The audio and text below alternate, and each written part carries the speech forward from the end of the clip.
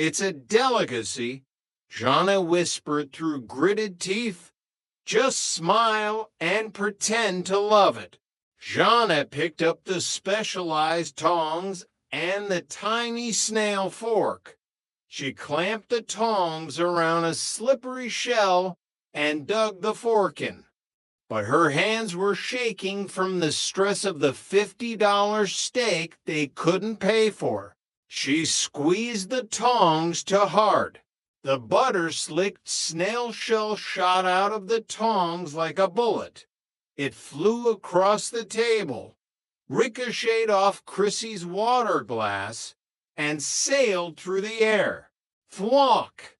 The garlic butter snail hit Stanley Roper squarely in the center of his forehead just as he peeked out from behind the palm tree.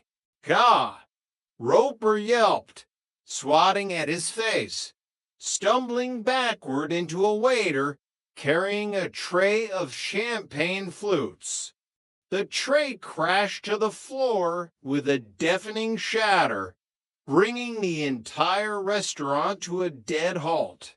Chapter 12. The bill comes due. The kitchen doors swung open violently.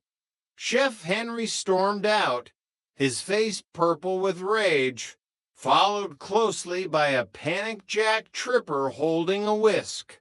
What is the meaning of this destruction in my dining room? Chef Henry bellowed, his thick accent booming over the shattered glass. Jack peered over the chef's shoulder and froze. Standing in the middle of the restaurant, wiping garlic butter off his forehead, was his landlord. Standing near the entrance, looking absolutely radiant and utterly confused, was Mrs. Roper. And sitting at the center table, attempting to hide their faces behind menus, were Jana and Chrissy in absurd disguises. Mr. Roper, Jack gasped. Stanley pointed an accusatory finger at Jack. Aha! I caught you. Tripper, I knew you were running an operation out of here. I demand to see your catering license. Chef Henry turned to Jack, his eyes blazing. You know this madman. He is accusing you of catering. In my restaurant? Chef, I can explain. Jack pleaded, his culinary dreams flashing before his eyes. Stanley. Helen's voice cut through the chaos. She strutted across the dining room, her sequins sparkling. She wrapped her arms around a stunned Stanley from behind.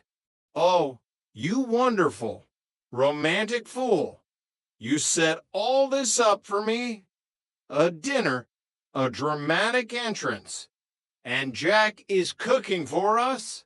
Stanley blinked, looking from Jack to Chef Henry to his wife's adoring face. What? You said you had a surprise at Le Petit Chateau. Helen beamed, kissing him on the cheek. I am so touched. Stanley looked at the angry chef.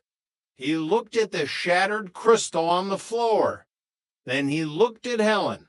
If he admitted he was just here to spy on his tenant, Helen would make his life a living hell for the next 10 years. If he played along, he'd be a hero. Yes, Stanley blurted out, puffing out his chest. Yes, Helen, happy anniversary. Again, I arranged for Jack here to cook us a special meal. Very exclusive. Chef Henry looked utterly bewildered. He turned back to Jack.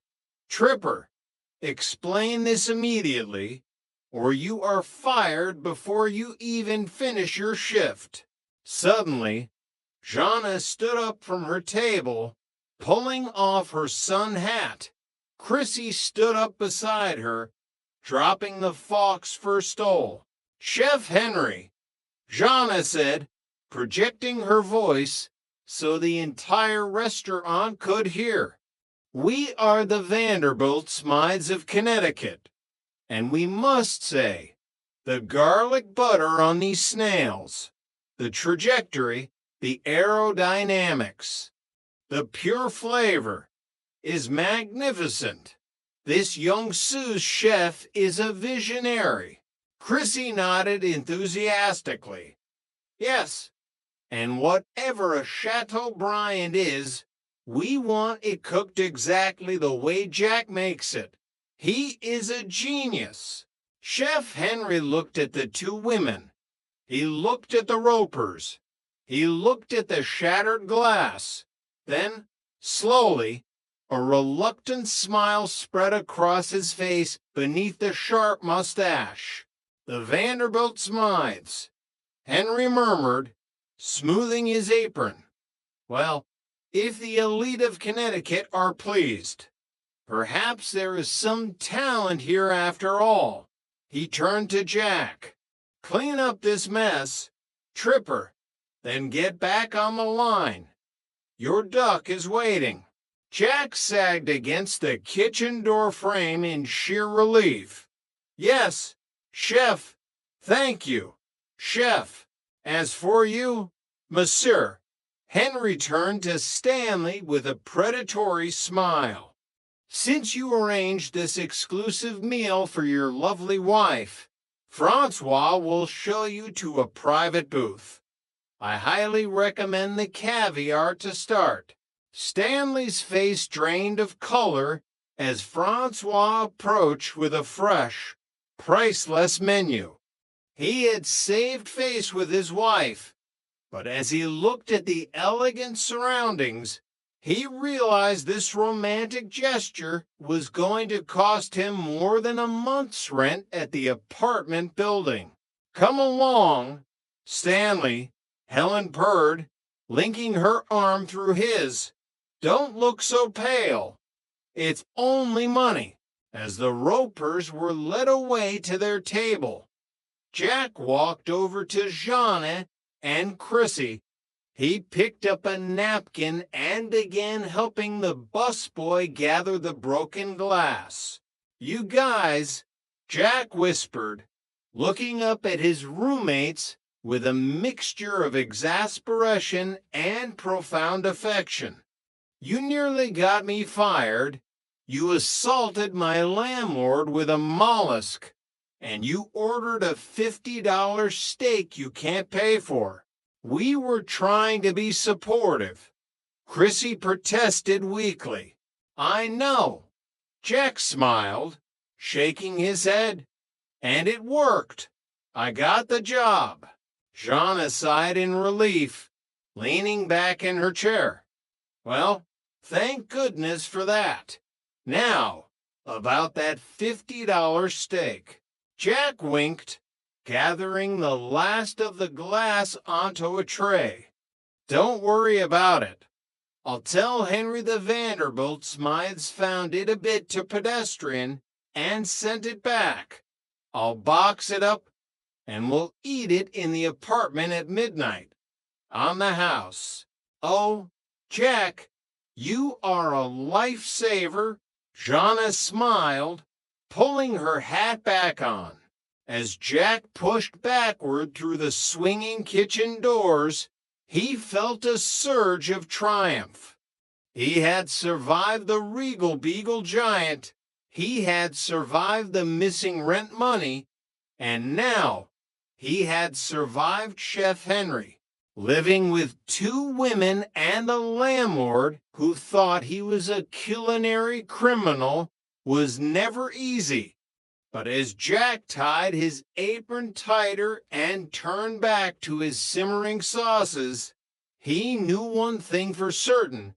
It was never, ever boring.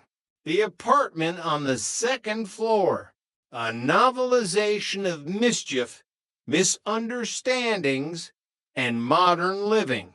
Chapter 1, The Watchdog of Apartment 101. The sun set over Santa Monica with a thick, golden hue the kind that promised